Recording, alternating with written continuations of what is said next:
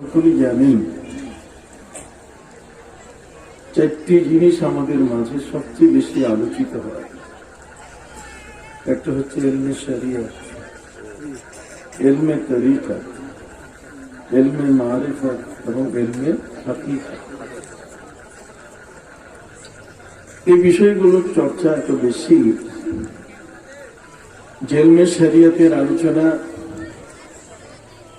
এটি আমাদের দেশে মাদ্রাসাগুলোতে সবচেয়ে বেশি পরিমাণ।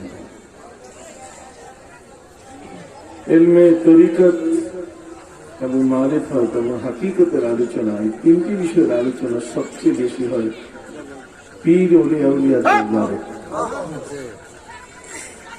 সম্মানিত শুধু সাবজেক্ট চারটা, তার তিনটেই কিন্তু আলোচনা হয় ওলিয়া উলিয়াদের দরবারে। ইলমে শরিয়ত একটা জাহিরি ইলম। ইলমে শরিয়ত হচ্ছে একটি জাহিরি ইলম, একটা প্রকাশ্য ইলম।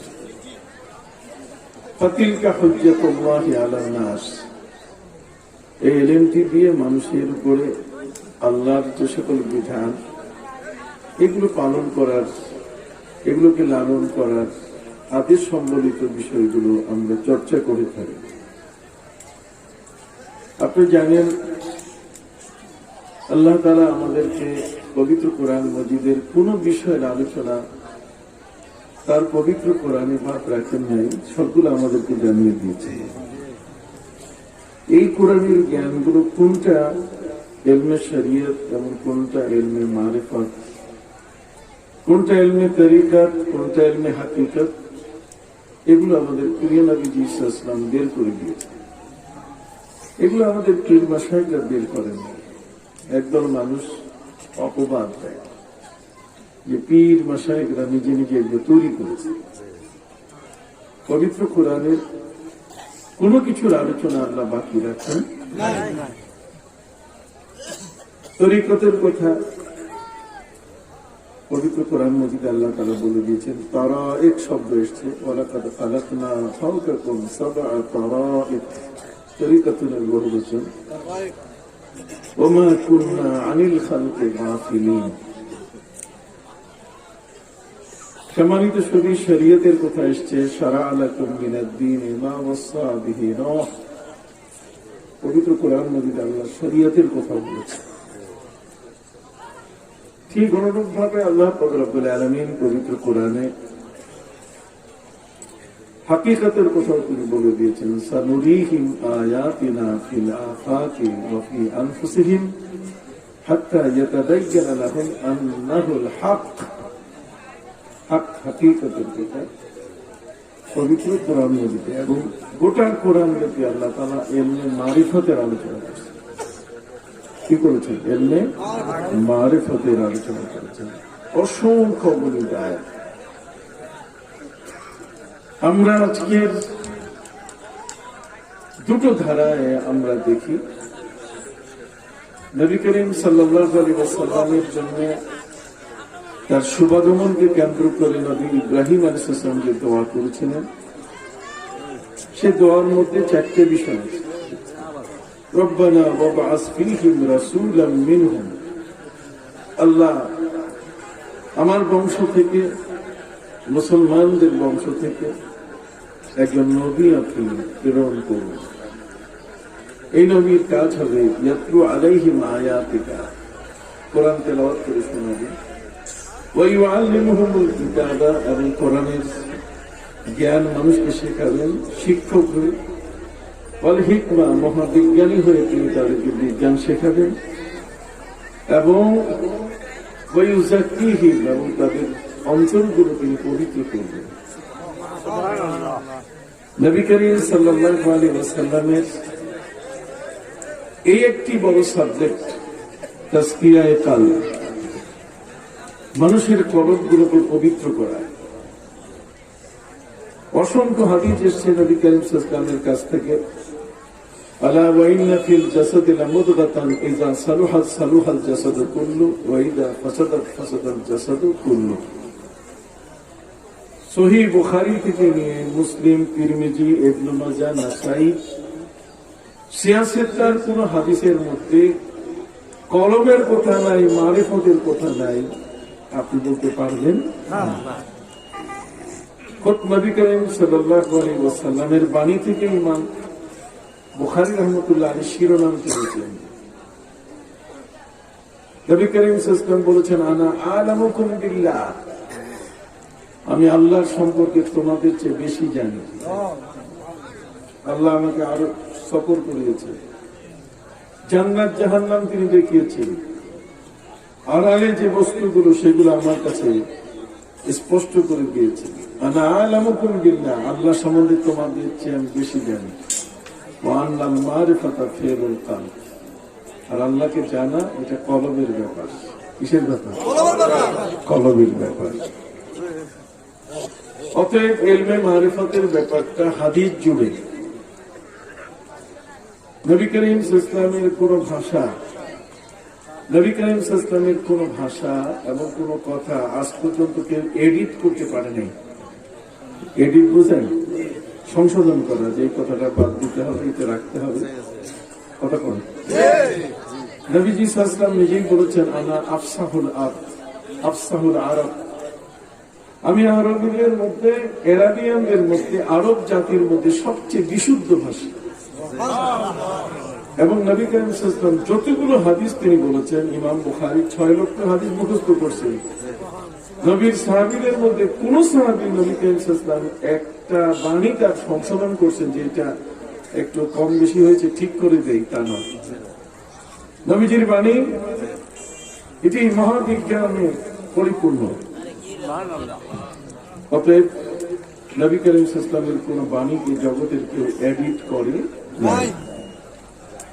তাহলে নবীজির বাণী হাদিস শরীফে যেভাবে আছে সেগুলো আল্লাহর হাবিব সাল্লাল্লাহু আলাইহি ওয়াসাল্লাম যে বাণীগুলো আমাদেরকে বলেছেন, সাহাবায়ে কেরাম তাদের ভাষায় এগুলো আমাদের কাছে ব্যক্ত করেছে, নবীজির বাণীকে আমাদের কাছে উপস্থিত করেছে।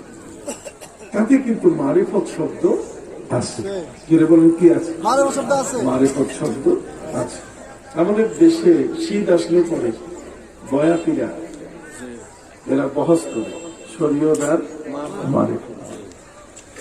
শরীয়ত এবং মারিফতের একটা অস্তিত্ব আছে, কিন্তু আজকের একদল মৌলবী তারা টোটাল এই যে ইলমে তরিকত, ইলমে মারিফত, ইলমে হাকিকত, এটাকে তারা অস্বীকার করছে। তারা বলছে এগুলো কিছু না, এগুলো পীরদের বানানো জিনিস।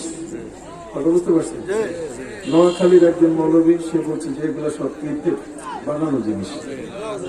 আমারও তো একটা তরিকা হইতে পারে, তরিকা ইব্রাহিমিয়া, তরিকা ইব্রাহিমিয়া একটা তরিকা হইতে পারে, তরিকা হইতে পারে না।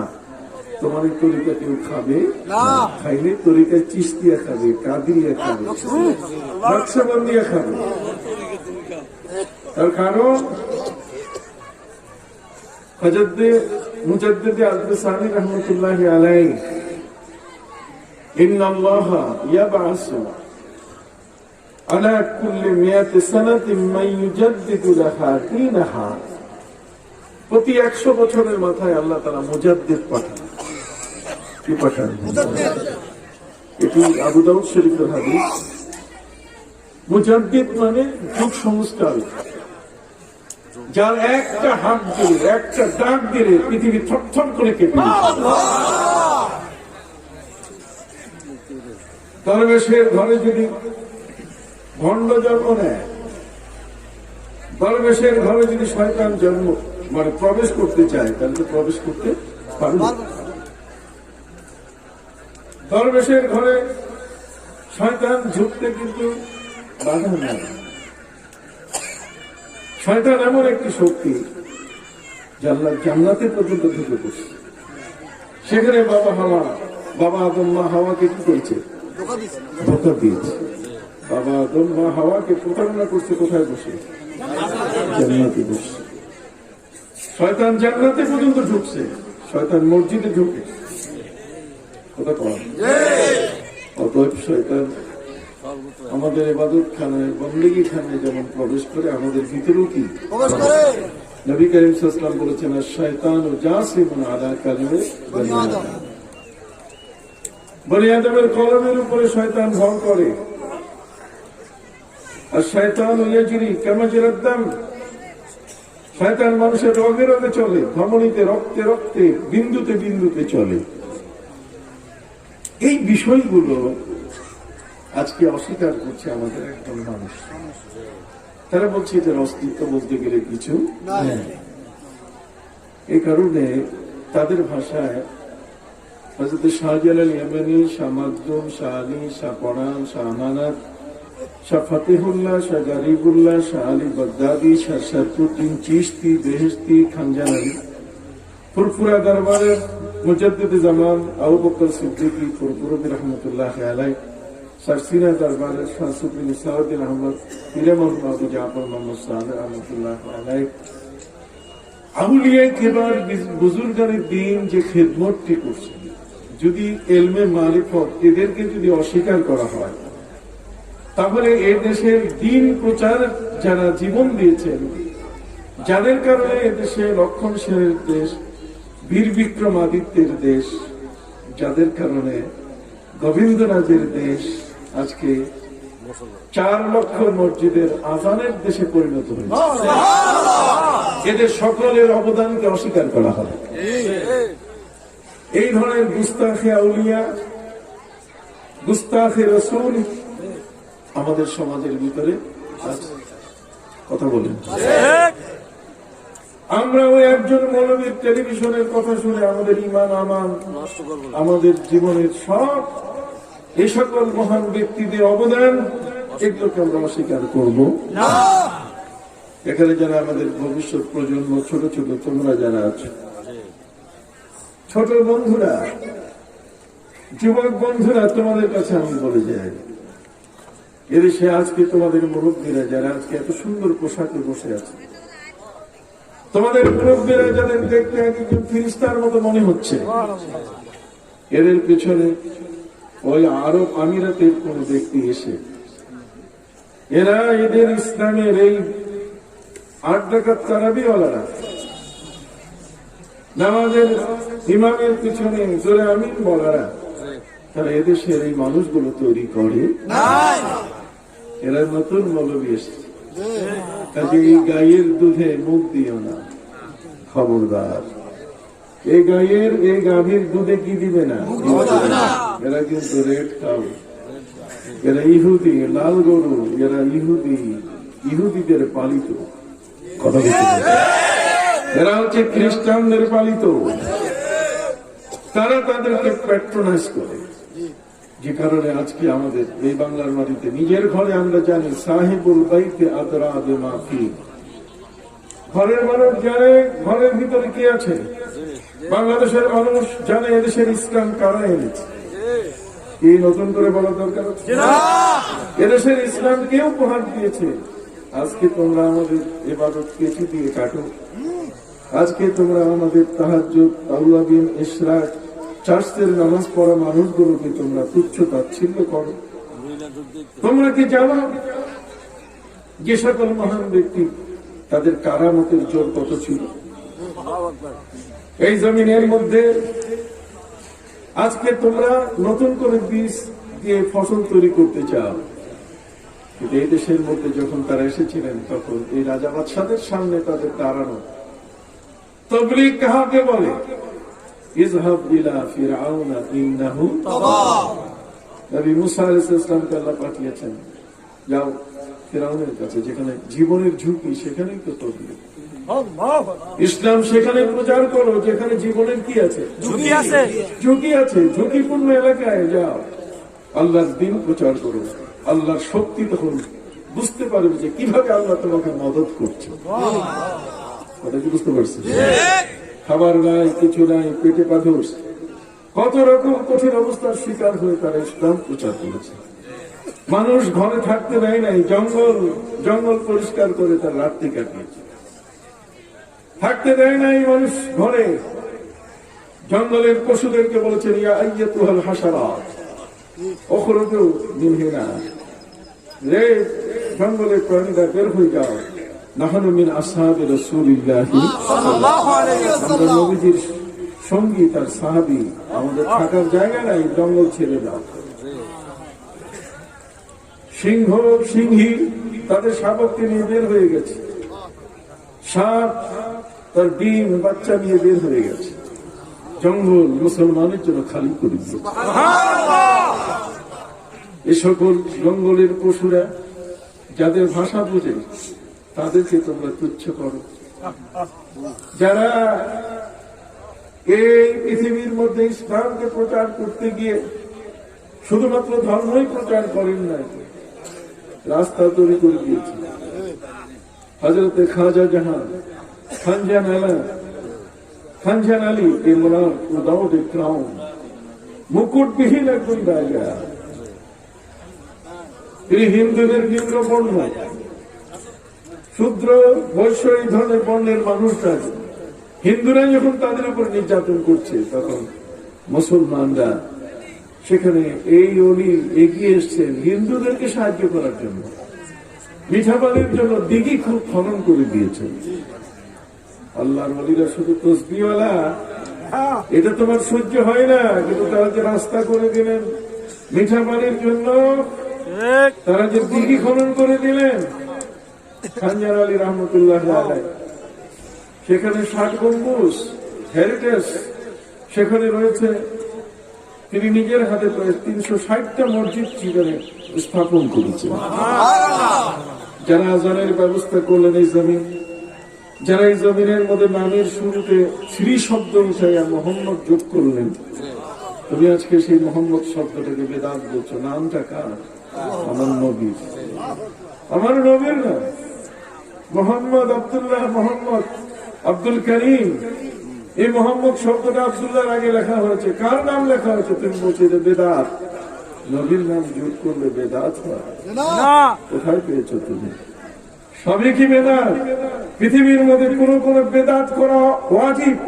বেদাত না করলে তোমার দিন টিকবে না, বেদাত করতেই হবে তোমার।